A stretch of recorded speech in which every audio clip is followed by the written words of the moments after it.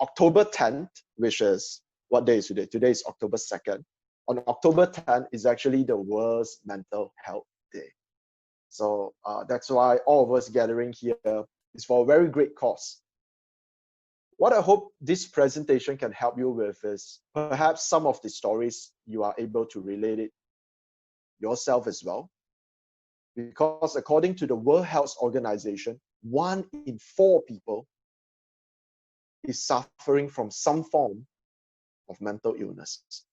So it means that if we are right now in Zoom, when you're looking at the screen and you see rows and rows of pictures of your friends, right? It means that every 4th person could be someone that is suffering from some form of mental illness. They probably didn't talk about it, and we probably don't know about it. So this is how serious it is. People feel that mental illness is something that happens to other people, but not us. People also feel that when we talk about mental illness, the person must be crazy, you know, in some crazy mental illness hospital.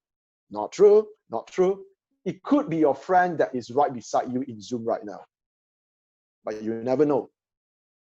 If we look at what is happening in our society, right? Let's say in popular culture, we have celebrities, we have singers, we have influencers, we have artists, and yet despite all the popularity and adoration, due to social media, we are being alerted. More and more of them are suffering from depression, anxiety, and some of them even took their own lives. So which begs the question, why? Why? So it means that even if many people love you, even if you are successful in your career, even if you have a lot of money, you can buy whatever toys you want, you go to vacation wherever you want, even if you have 1 million followers on Instagram, you still want to take your life? So now, it always begins with questions, right? The answers is another portion, but we must first ask great questions. The great questions is, does that mean that it doesn't matter whether you are wealthy or poor, you might still be suffering from mental or emotional challenges? Does that also mean that whether some of you are in relationships, some of you are still looking for one, but either way, you might still be suffering from mental or emotional challenges or abuse? So it means that maybe it can happen to everyone. Whether you are a positive person, whether you're not a positive person, whether you're successful, not successful, whether you are A student, E student, whether you are male or female, it just affects all of us.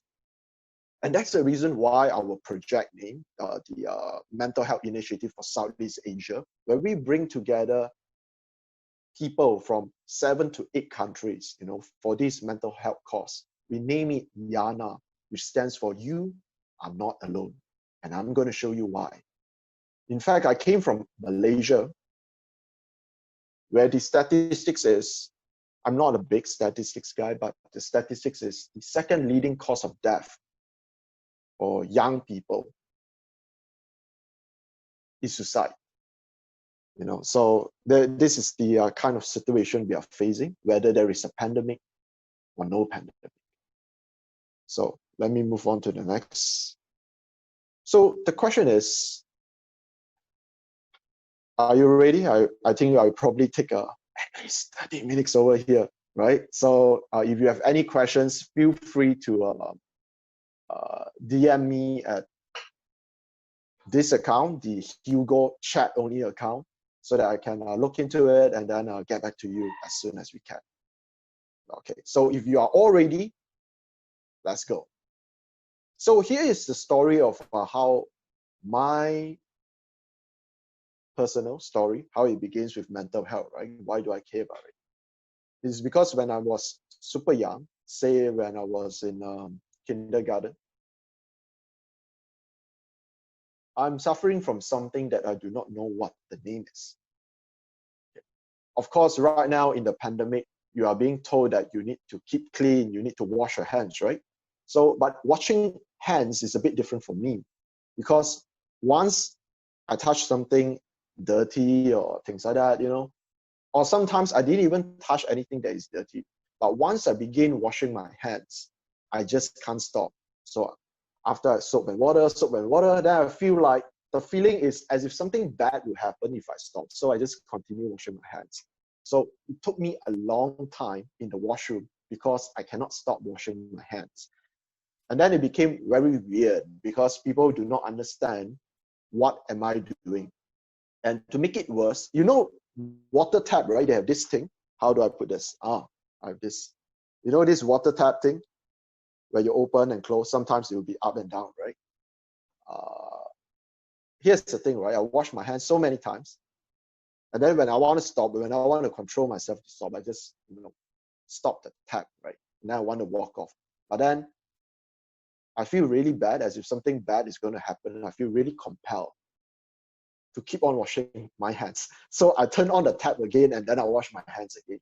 So what happens is that I turn on and off so much that I even broke a few water taps.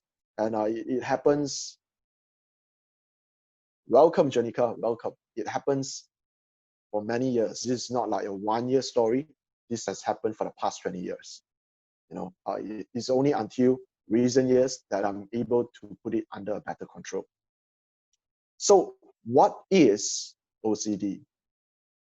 It stands for obsessive compulsive disorder. So this is my first, contact with something that you can deem as mental illness. So it causes repeated unwanted thoughts or sensations. For example, you have to lock your door, or you have the urge to do something over and over again, which is a compulsion. So a compulsion, it would be like something like what I have, right, which is washing hands. There are different people have different things. For example, like David Beckham needs to put his 2 Pepsi cans together in a pay. That could be it as well. Some people have become neat freaks, right? They are like Super Marie Kondo. They need to organize everything properly. If not, they will freak out,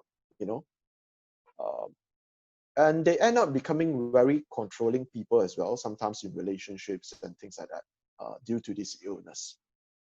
But the reason why I share about this OCD review is not to educate you on what OCD is. You can probably Google this some way.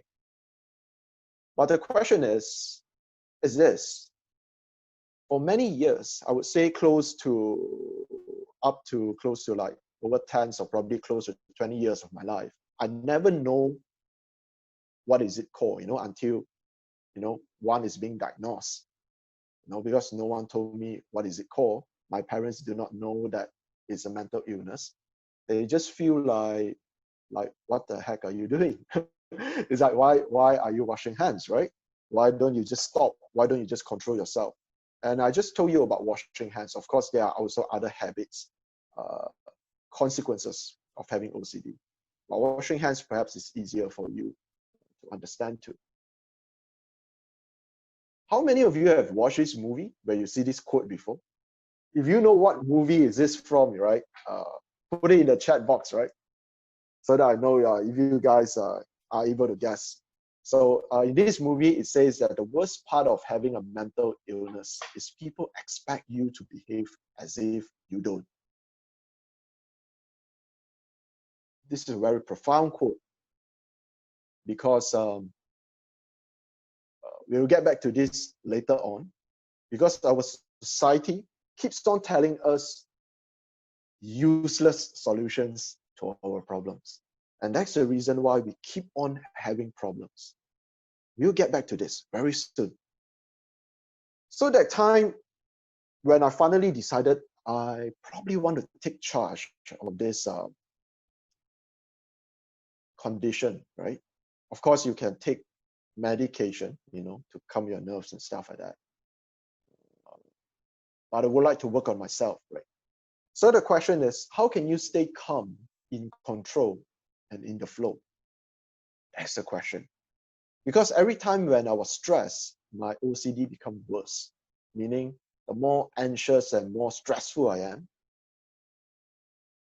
the longer it takes for me to get out from the washroom because I can't stop washing my hands, if that makes sense to you. If any of you is suffering from OCD as well, right, you can drop me a private message so that I know you are there. So this is the question. I've been thinking about this quite a long time, right? Like, what do we need to do? Is it, do I need to take meds, more medications? Usually people don't really get cured from it. Pray, Veronica, right? Veronica said pray. Very true, very true. That could be a method as well, praying. And all of it has, you know, has functions, has its time and place. So I did try a couple of different things, you know, meditation, praying, you know, everything works to a certain degree, of course. So this is the solution I found. Martial arts. Yeah, in fact, can you see the red color uniform on the top right? That is me with my teacher or guru, Rodel Dagok. His hometown is actually from Batangas, Philippines. That's like one of my first earlier friend from Philippines. So I immersed myself into martial arts because in martial arts, it requires you to have quick reaction. If you are anxious, if you are fearful, if you are thinking too much, it simply means that you will get hit. So over here, you can see a different martial arts I've tried out over the years, right? I've tried out historical European martial arts, where they deal with swords and shields, rapiers, and of course, Philippines Arnis martial arts as well, where they deal with sticks, karambit. I've also tried Chinese wrestling, and down there is in fact a photo of me with the Shaolin combat monk, head of the combat monk, Aikido and Wushu, and a lot of different types of martial arts. Why? Because I felt like the only way to solve this problem is not to be passive, but to be active. So imagine if you are a person who overthinks things, like, should I do A or should I do B? Have some of you have this situation as well? But in the boxing ring, when you're fighting, when you are sparring, there is no time for you to think about a lot of things. You can't think A or B or C, you know. By the time, should I do this? Should I not do this? By the time you hesitate, you get punched in the face. So it just gets so straightforward. It means that right now, I have a very clear goal, a very clear reason why I need to learn how to become, how to control myself and to calm my nerves. So through careful meditation or meditational movements, by learning how to get in the flow when you are sparring, letting go of your mind, but relying on your instincts, and to think on your feet, to think on your goal, to trust your partners. So by having this mindset, it slowly helps me to control my condition. So I share this story not exactly to impress you, but to impress upon you that perhaps if you are suffering from any sort of condition, of course, it's very hard to say that you're able to cure it completely, but there are always ways where you can proactively attack your problem.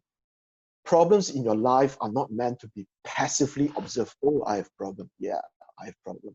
Problems in your life are meant to be aggressively attacked and to be solved. So, but wait a minute. Whole right there, you said, Hugo. Mental problems? Not me. I don't have mental problems. Now, here's the crazy thing, right?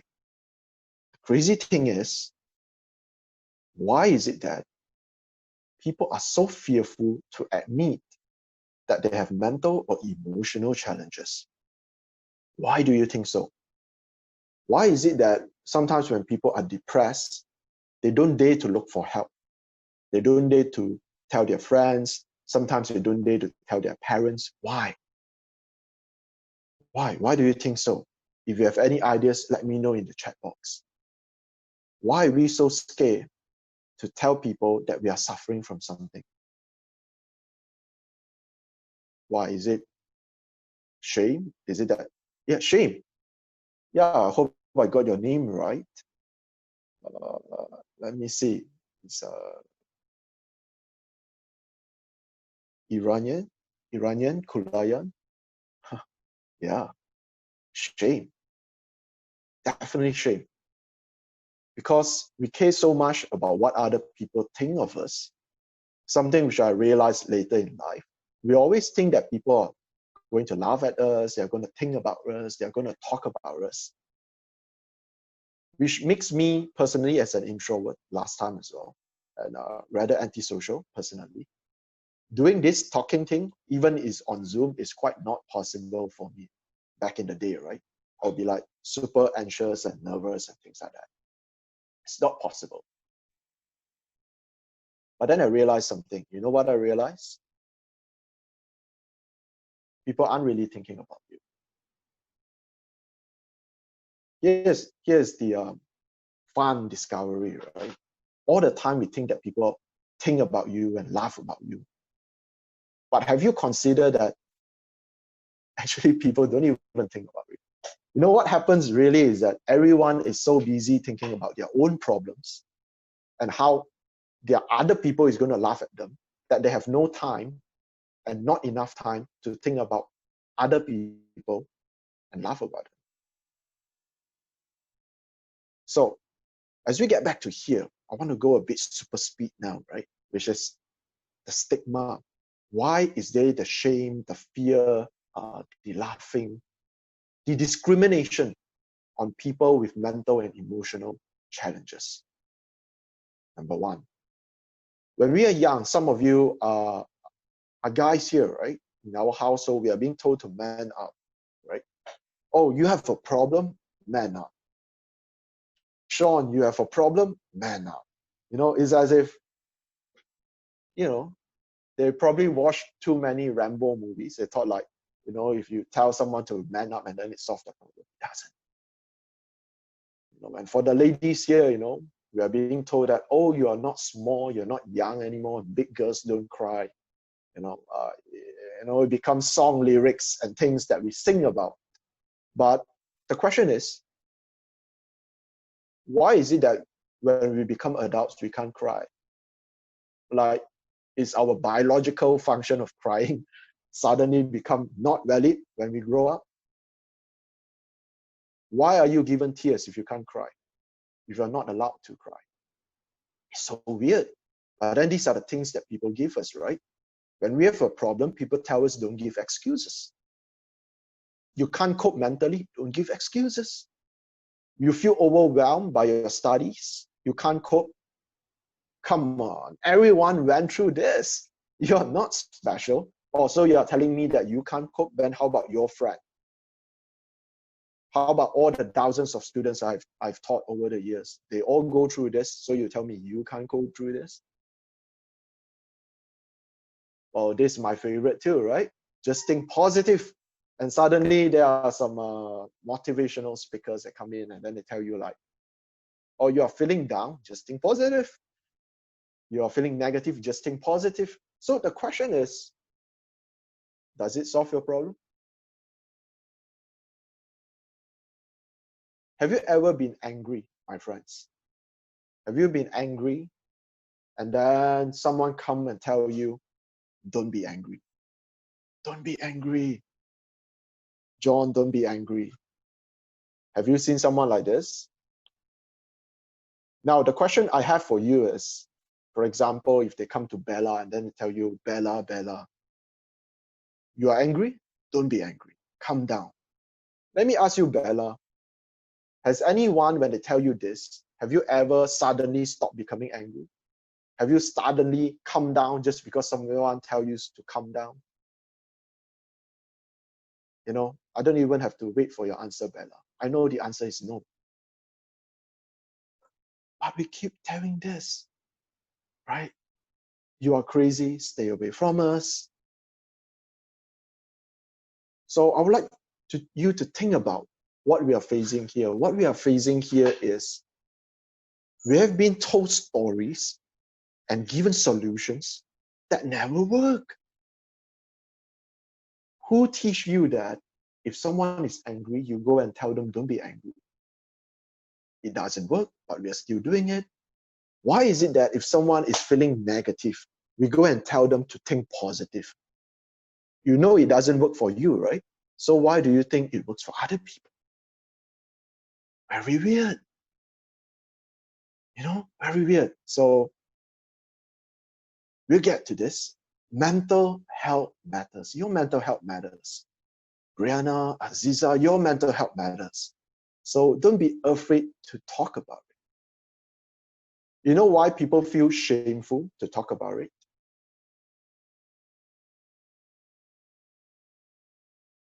People feel shameful to talk about it because no one is talking about it. But what if more people are talking about it? If Erin is talking about it, if Jamila is talking about it, if Janika write on Facebook about how studying in pandemic is very challenging to her, if Katrina write on Facebook, right now I'm feeling a bit stressed, do you have any tips for me? What if Paul begin talking about mental health and sharing mental health poster, quotes, and statistics and best practices? Do you know what will happen when more people talk about mental health? The more people talk about mental health, the more people are not afraid to talk about mental health. When we become courageous enough to share our own story, we gave permission for other people to share their own stories too. And this is what we are trying to do here. And that's why I'm grateful for John for inviting us this afternoon so that more of you can step up and help our friends that are suffering in silence. Okay, let us continue. OCD is a subset of anxiety disorder. Just now, of course, Iran is talking about anxiety, the fear, the nervousness, what other people would think. Anxiety is a normal reaction to stress, but when it takes a life on its own, it becomes unhealthy, it affects the body, it affects the mind. It makes your heartbeat beat rapidly, you have aches, you have pains, you have muscle tension. How many of you over here are fear of public speaking, right? Give me a hands up reaction. If you are fear of public speaking, when your teacher John tells you to come in front of the class, to introduce yourself, to present something, you feel scared. Nazil, yes, I can see you, Nazil. Yes, I can see more of you. Many people fear public speaking more than they fear death. Do you know that public speaking is the number one fear? People would rather die than do public speaking.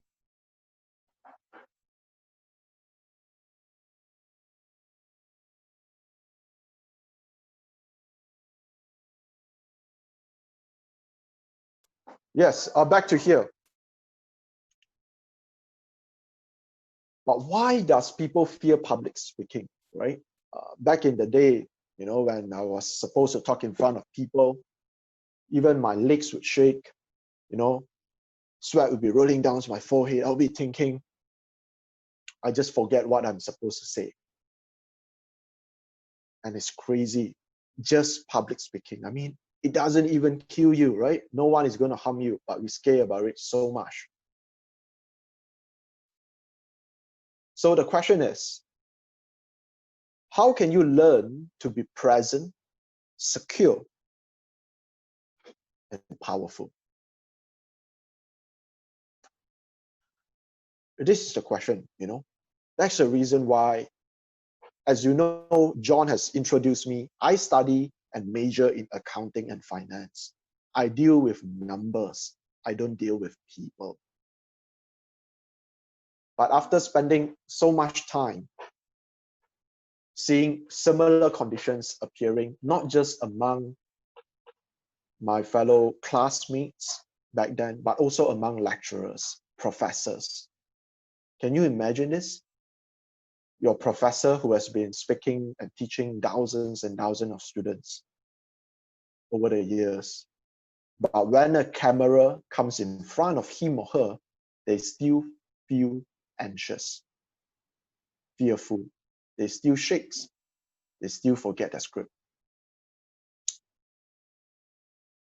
Which leads me to why I began to study neuro-linguistics programming.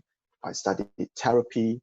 I studied various different psychological and mindfulness methods because I want to find a solution to my condition. Because I have learned if you have a problem in your life, you should not just complain about it. If you have a challenge in life, don't just complain about it. Don't just blame someone else for it. You don't have to blame your fate. You don't have to blame your parents. Those things you can do, but the question you need to ask yourself is, does it change anything? If it doesn't, what I would like to propose to you again is to aggressively seek help, seek mentors, seek counselors, psychologists, psychiatrists, teachers, gurus that might offer you a solution that you can experiment with and to see what works. Guess what? When I tell you this, of course, it comes with a happy ending. So this is 2006, is about 14 years ago. So this is how my public speaking journey begins. And right now, when I'm speaking to you, I no longer need any script. There is no more sweating. There is no more leg shaking. There is no more losing eye contact. There is no more stuttering. All those problems are gone. You know, if John would wanted me to speak today without a slides, I can do so. No problem. If you suddenly tell me I need to speak in front of 1,000 people, 100 people, 2,000 people with no preparation, or if you want to help me, give me a lucky draw of topics that I do not know what topics you are going to give me, and just to talk about it, I would have no problem. So all these are possible. And this is in year 2006, where I was in a student exchange program. So I'm giving my speech in Zushi Kaisei, Japanese high school in Kanagawa. So it means so much to me because I finally overcome what has been plaguing me for most of my life. I'm sure you can too. So let's proceed. People assume that you aren't sick unless they see the sickness on your skin, like scars forming a map of all the ways you are hurting. So just because you does not see the sickness as something physical doesn't mean people are not suffering mentally and emotionally. So always be kind to your friends, give them the benefit of doubt. So what do we learn here so far, right? So we learn about the gap. What is the gap? The gap is when we are growing up in your school, in your family, in your friend circle, have anyone ever teach you how do I process anger? Have your relative, your elder brother, your mother, your father, your professor, your friend, your counselor ever says, for example, Veronica, come here, Veronica, come here, sit down. Let me teach you how to process your anger. Has anyone ever tell you so or teach you that? So for most of us, the answer is no. It's very weird. You learn about geography, you learn about history, you learn about algebra, you learn about very complicated maths, you learn about physics, you even have to memorize the chemical table, you have to memorize different scientific names of animals. But no one ever teach us how to process our mental and emotional states. Do you feel something is very weird here? It is as if we are supposed to learn everything else on planet Earth, but we are not supposed to learn about how to master our mental and emotional states. Very weird. Very weird. Does anyone tell you what to do when you are anxious, when you are nervous? Or do they just tell you nonsense advice like calm down? You know, if calm down, this phrase calm down works, I don't have to spend so many years learning different branches of science and best practices of psychology to cure myself of the fear of public speaking.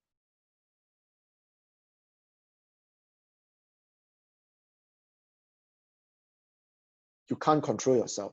What to do when you can't control yourself? Some of you are addicted to gaming. Some of you could be addicted to smoking. Some of you could be addicted to drugs, substance abuse, alcohol. And we see there are families around us. Do you not have family members that are drinking alcohol nonstop, that is smoking packs after packs of cigarettes, even when the prices are expensive? Do you not have friends that play games nonstop until it affects their studies, until it affects their relationships? These are very serious problems, right? But why is it that I've never heard anyone teaching us how to control ourselves when they are addictions? All that I've heard is, oh, you're addicted to something, you just need to have discipline. Please stop. Again, since when in history of the world does this works? It never does, you know. If telling people to control themselves are able to stop drugs, alcohol, and even smoking addictions, then we probably doesn't need rehabilitation centers, right? That's a question, very important questions.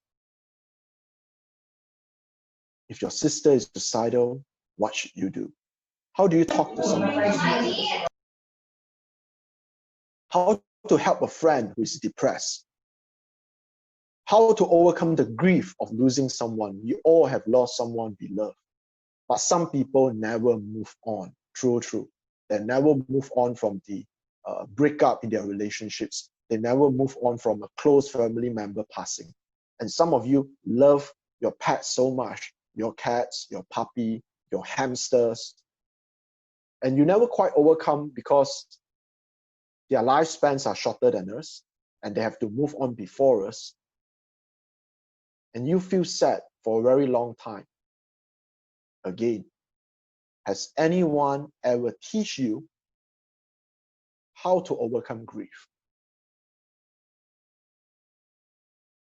Have you heard anyone, any lectures, any courses that is introduced? Any syllabus in your school? Any campaign by the government? There could be, but not enough. Not enough. But this is what we have to deal with every single day. And if you are familiar with autism, I used to have a student. Just so you know, I'm in the training and education industry. I used to have a student that is autistic. I would say that he's being discriminated and marginalized up until today because people don't understand them. People don't want to accept someone that is different from them, that is perhaps a bit slower in getting social cues than them. So people give up on him up until today. So this is a vicious cycle. I have to go a bit faster now. A vicious cycle because personally, this is what I believe. Let's see if that gels with you as well.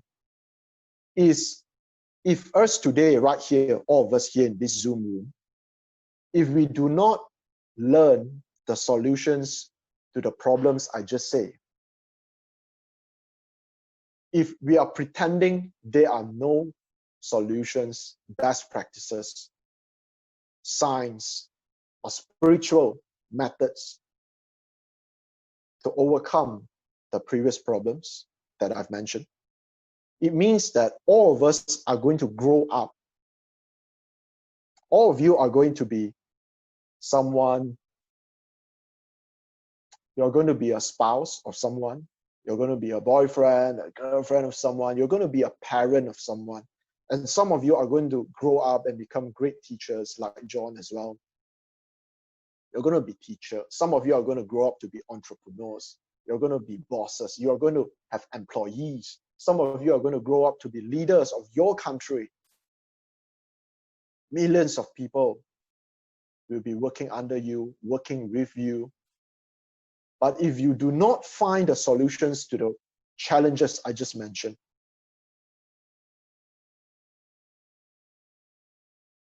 I feel that this vicious cycle might continue. Bosses that do not know how to control their temper will unleash it on their employees. And employees that is being bullied at the workplace might come home and release the tension into addiction to gaming or alcohol abuse just to ease up themselves. Childhood trauma that is not being overcome can make someone feel they do not have the self-esteem to do greater things. Some of you could be great celebrities, millionaires. Some of you could be change makers that we need. Some of you could be author at this age. But you didn't. You didn't because you thought you're not capable of such greatness. Because you thought that someone else could do it, but not me. You feel like no one has ever told you that you can do it too.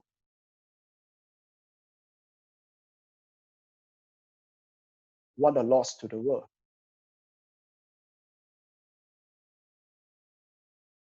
So I hope through this sharing, we all understand why mental health is more than just motivational quotes. I feel like mental health is the root of many problems in our society. The drunkard, the thief, the robber, the person that abused their husband or wife, the talented person who is never successful, the author that don't dare to publish his books, the person you love that don't dare to love you back. All this, I must repeat, is because no one ever shared with them that their conditions can be cured, can be improved.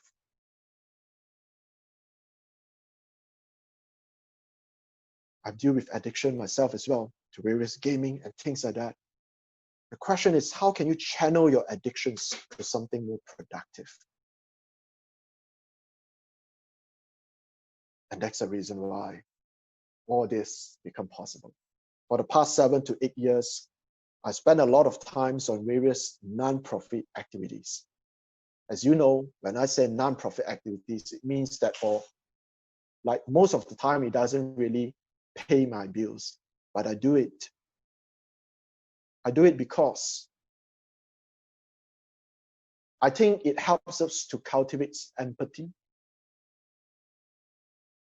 When you understand how many people out there are suffering their challenges that they have, how many people have the same condition as you, when you take off your mind from your own problem, have you ever seen some of your friends?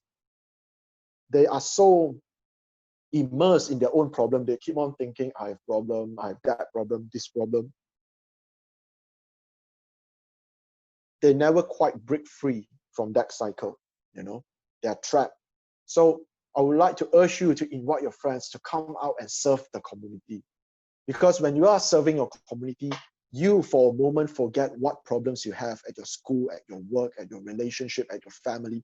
You just forget all about that and you just focus yourself on the people that you're helping and serving in front of you. I've seen small children living by the big drainage. When it floods, their tent gets flooded. They're 5 to 6 years old. You know, they're facing threats of snakes coming out of nowhere. They have no place to live. The local government couldn't care less. They want to shut their soup kitchen. And I've seen orphans that try to climb the fences of their homes because they want to break free, because they cannot understand a single thing at school, because right when they are young, no one teach them how to read from A to Z. So when they are at school, they feel so bored, they don't even understand a thing in front of the whiteboard, but no one is helping them. That's why we need you, my friends. We need you. So don't be too hard for yourself and always seek help. There's a need for mental health education. There's a need to normalize mental health conversations. You know, we need all that is involved to tackle mental health together, you know. And that's why we created YANA, You Are Not Alone. You can find us on Facebook and Instagram. Do you have Facebook and Instagram? Later, I will post a link for you. So these are some of the many live streams and workshops that we have done. You know, over the past many months, we are also working on mental health law reforms. So in conclusion, there is really no help without mental health. So this is actually from a very recent movie on Netflix. I don't want to spoil the movie, so I'm not going to put the name over here. But towards the end of the movie, they have this very beautiful line, right, that the mother told her daughter. Her mother says that her mother became an activist of sort. And mother told her daughter, I couldn't bear to have this world be your future, my daughter. I couldn't bear to have this world be your future. So that's why I had to fight.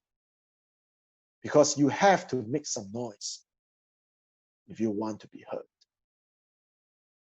So we too couldn't bear to have this world that discriminates mental and emotional challenges be your future. So that's why all of us has to come together to fight.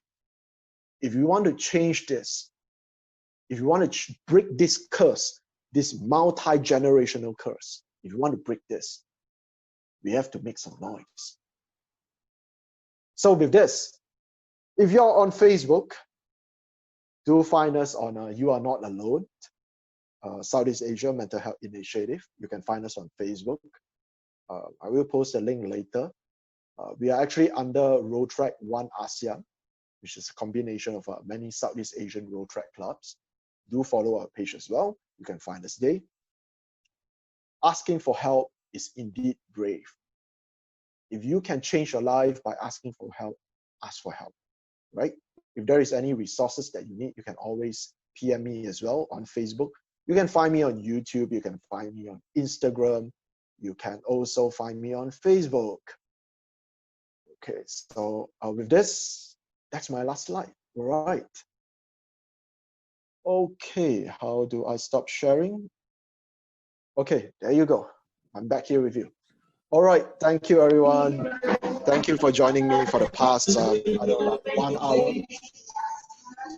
Okay, so as the session comes to an end, I just would like to put an emphasis with the substantial insights that Mr. Terence Hugo Tan had shared. So first, he talks about, I will give a synthesis, by the way. So first,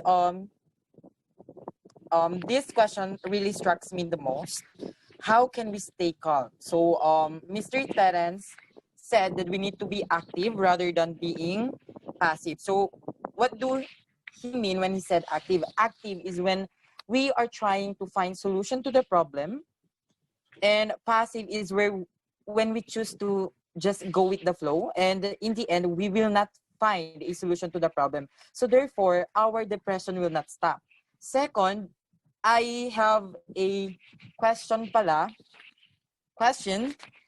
Why do we need to stay calm? Only to find out that we really need to stay calm. Why? Because our emotional state can compromise everything. So we will be driven. For example, if we are angry, then we will not think rationally. We will always do things that later on will be the cause for us to regret what we did. So second, anxiety is where we think about what the other people will say about us. So obviously, it will not give us anything good in return. Why? Because we will tend to do things not because we want to do it, but we are doing these things for the beneficial of others, enable for them to accept us. So it's kind of off talking about our mental health. Again, it will not give us anything good in return. And lastly, he said that we need to be empathetic by nature, not just being sympathetic. The difference between the two is that when you will show your empathy to these certain people, you are considering yourself, or you are putting yourself into the shoe of this specific person. So you are willing to go alongside with this person as he tries to somehow solve his own problem, rather than if you will just give your sympathy. All you need to do is to say, you're doing great, it's okay. So more on advice lang. It will be more focused with your advice only, and there will be no actions. So this time, it is now our time to raise our clarification, raise questions and any concerns regarding about the topic. So kindly make yourself audible, enable for you to raise your concerns, again, clarifications and questions. Anyone from the group member? Sir Sayan, they can chat in our chat box so that we can see their questions or their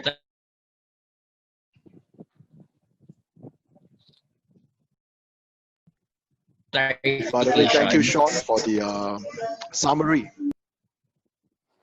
of the key points. Mr. Hugo, for your information, Mr. Sayan Olasiman is a teacher from Ateneo de Zamboanga University. Thank you for the info. I would have guessed so. So he's your colleague of some sort? He's just my friend, and at the same time, he is the founder of the new established organization. I mean, is it club, the Abot Kamay Club in their campus. So that's why he has also these areas of focus wherein we are inviting speakers in order to share their thoughts in some areas or perspective wherein the learners can also gain knowledge.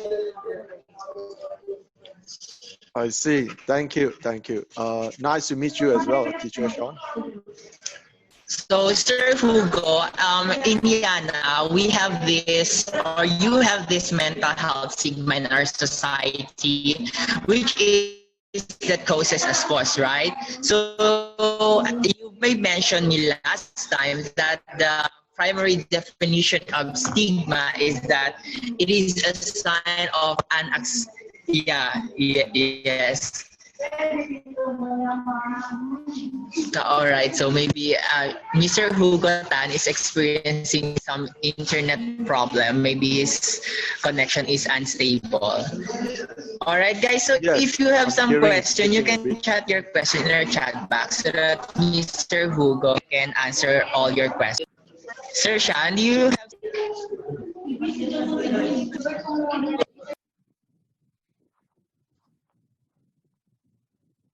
So I would like to answer a few, which is one I can see here is from one of the private messages. They are afraid they will not get accepted in the society. Yes, that is one of the key reasons. People are afraid that people will not accept them, not just in school, but also in their workplace as well. But recently, there are some countries that allow you to even take a day off from work. We call it like a mental health leave. So I think that is when, you know, people can really come together, not just the government, but also the teachers and also the workplace, you know, to give more accommodation for people that are having, you know, temporary or permanent, you know, mental health challenges, you know. They definitely need some room to recover. And a few of you PM me that the quote at the beginning is from the Joker movie. Yes, you are right. It's from the Joker movie. What is that quote again? The worst thing about people having mental illness is people expect you to live as if you don't. Right? Yeah, that's the quote. Okay, so if you have any more questions or feedback, feel free to PM me.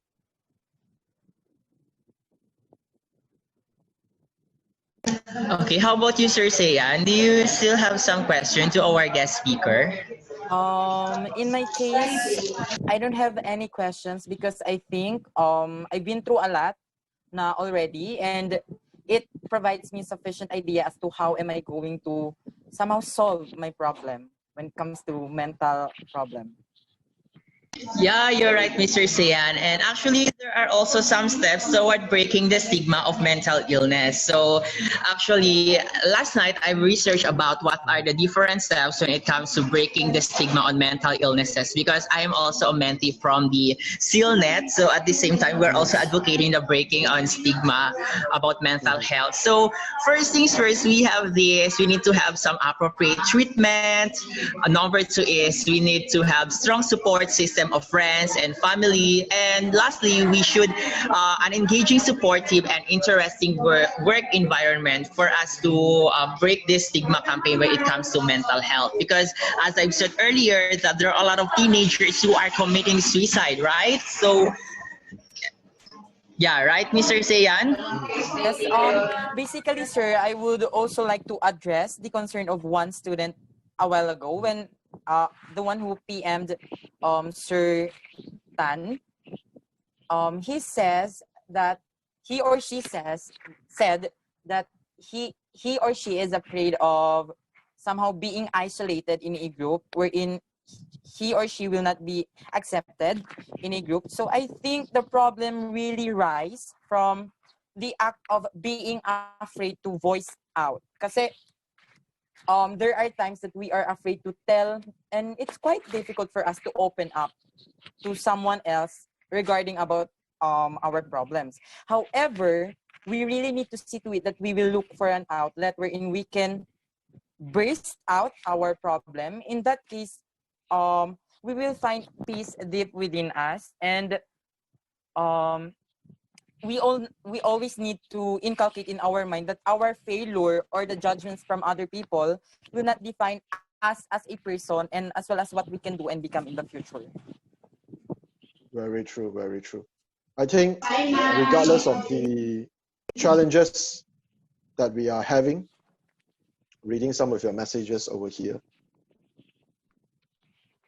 you know, I think a lot of things when we are growing up, we are trying to learn how to cope with different emotional, mental, and also social challenges, because we are also have not been taught how to make friends, how to lead a team, how do you forgive someone, how do you say sorry, how do you build trust in others, how do you influence people, how do you connect and build good rapport with people.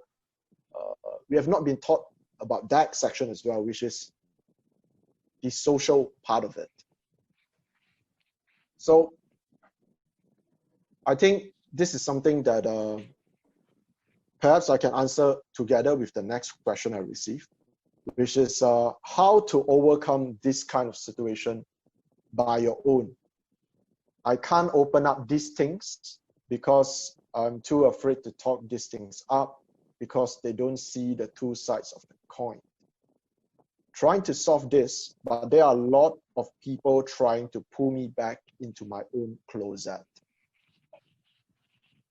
Okay, that's a great question. So what we are talking here is really like solution-based, right? Just like what Sean has mentioned, we are not propagating a passive approach. We are promoting a very active approach to tackle our challenges. So if we want to improve ourselves in any areas of life, whether it's mental, emotional, social, financial, first thing we need to do is to audit our circle. Meaning, who are the people that we spend the most time with? Are they pulling us down or are they pushing us up? So I think the first duty we need to do, if you feel like there are a lot of people that try to pull you down, we need to first assess, are they really pulling you down? Or is it just because of your own self-esteem? So if the person is being non-supportive, abusive, negative, or is not in line with who you want to become, now is the time to not spend so much time with that person anymore. It's time to find new friends. Because sometimes we are so comfortable. Abuse victims, like in a relationship kind of abuse victims. A lot of abuse victims stay abused because they are so comfortable with the person. They believe that the person will change. And they feel like if they get out of this relationship, they can't find anyone else. So don't let that be you. Don't let that be you. So remember, don't be like the abuse victim that stay in a relationship because it's comfortable, because you feel like that's the best you can get. My challenge for you is, if that friend is not supportive, if that friend is toxic, in psychology, we have something called the dark triad. Let me type this in the chat room so that you all can Google that later. The dark triad. So if you have any friends that you suspect or you assess to be in the dark triads, maybe they are narcissists, Machiavellian, maybe it's time to cut them off. Yeah, cut them off. If there are mild cases, don't spend so much time with them. If there are serious cases, it's time to remove them from your calendar. Don't spend time with them. Don't go to movies with them. Don't go to trips with them. Don't hang out with them every day at school. If they started become aggressive and attack you, it's time to block them on Facebook.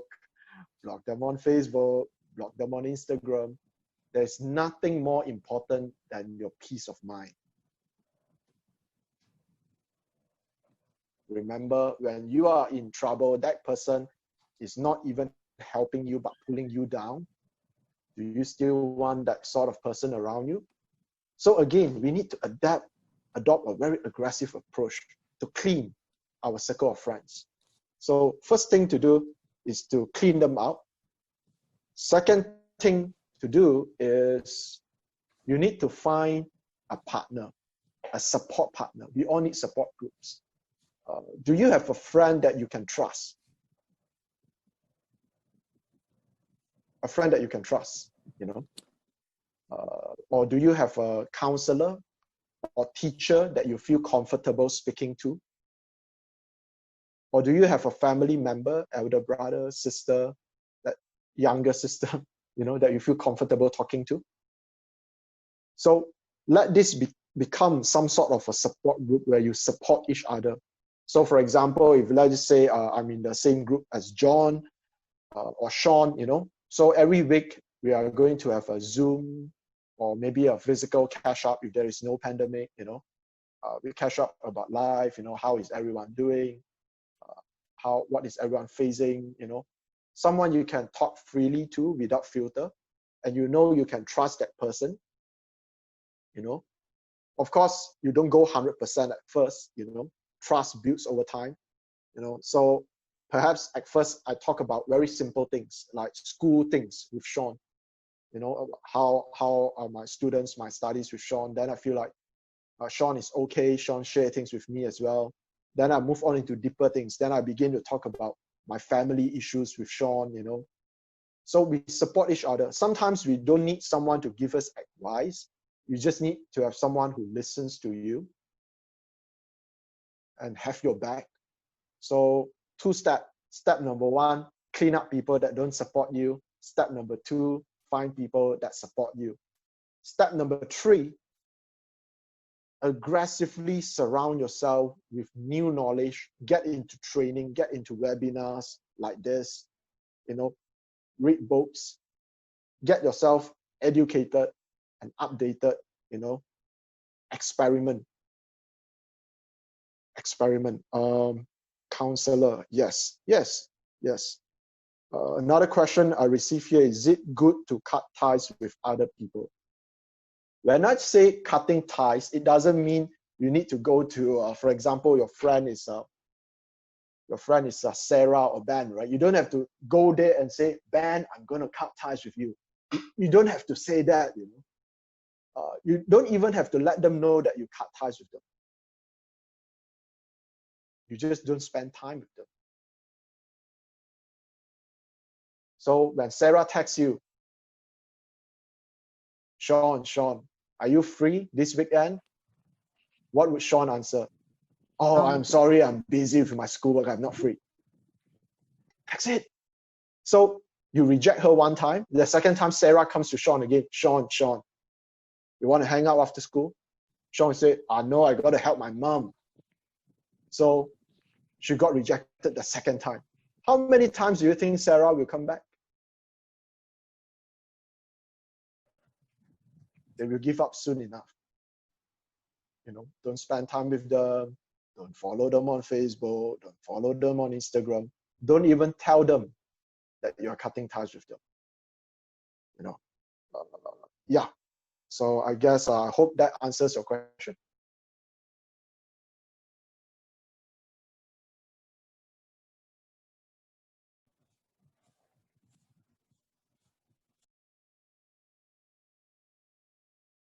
All right, most welcome. Glad that it helps. Oh, Kenji is here. All right, so true. Even in our victory group, we are asked to do that. Cut the times, time heals. Means that he or she is not in your season. In the future, you'll meet again.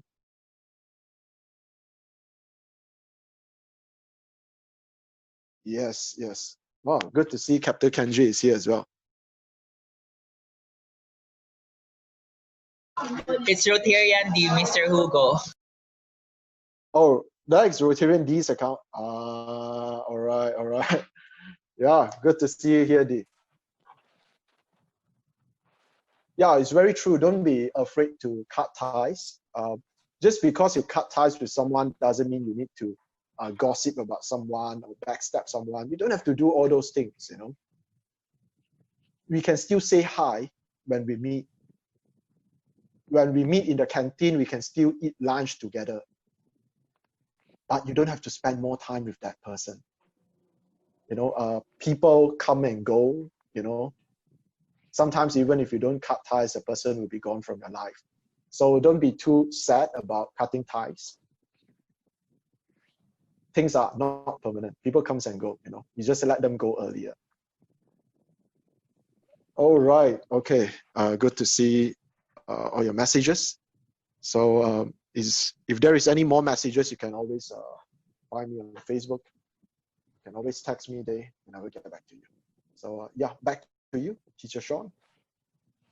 Okay, Sir Tan, thank you for inculcating such a substantial and indispensable insights or informations as to how are we going to beat problems that has something to do with our mental composition. So at this point of time, may I call in our club president, Miss Veronica Salina, to give us our closing remarks.